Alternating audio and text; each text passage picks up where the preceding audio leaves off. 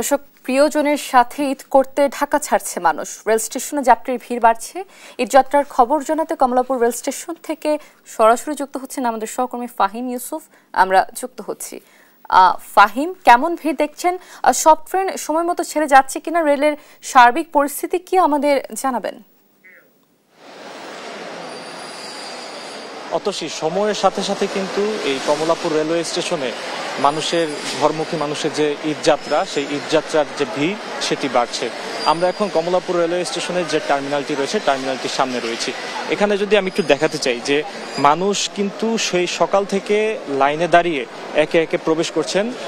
যাদের আগে থেকে টিকিট কাটা ছিল অনলাইনে, সেই পূর্ব টিকিট নিয়ে অনেকে ঢুকছেন।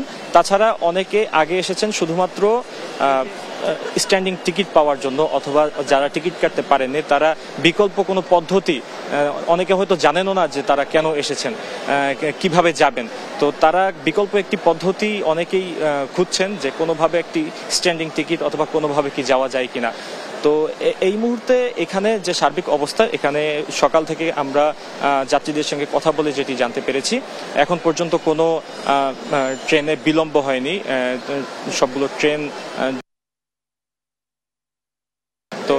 5 থেকে 10 মিনিটের মধ্যে এদিক সেদিক করে ট্রেনগুলো। এছাড়া তাদের যে কথা, তারা বলছেন যে এখন পর্যন্ত তারা তেমন বড় কোনো ভোগান্তিতে পড়েননি।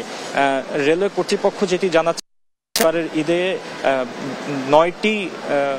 10টি মোট, যেটি মোট 9 দিন, ঈদের আগে এবং পরে মোট 9 দিন চলাচল করবে দেশের বিভিন্ন অঞ্চলে। তারা বলছেন যে ঈদের যে অতিরিক্ত ভিড় সেটি ঠেকাতে এবং মানুষের ঈদযাত্রা যাতে ব্যাহত না হয় সেটি নিশ্চিত করতে তারা এ ধরনের পদক্ষেপ নিয়েছেন। পাশাপাশি আইন শৃঙ্খলা বাহিনী কিন্তু এখানে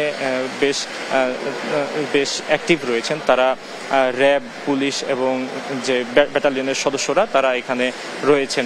এছাড়া যাত্রীদের নিরাপত্তায় কিন্তু অতিরিক্ত যে রেলওয়ে কর্তৃপক্ষের যে অতিরিক্ত ফোর্স, তারাও কিন্তু সেটি দিয়েছেন বলে জানিয়েছেন। এই ছিল রাজধানীর কমলাপুর থেকে ঈদযাত্রার সর্বশেষ। অতসী। ফাহিম, ধন্যবাদ আপনাকে।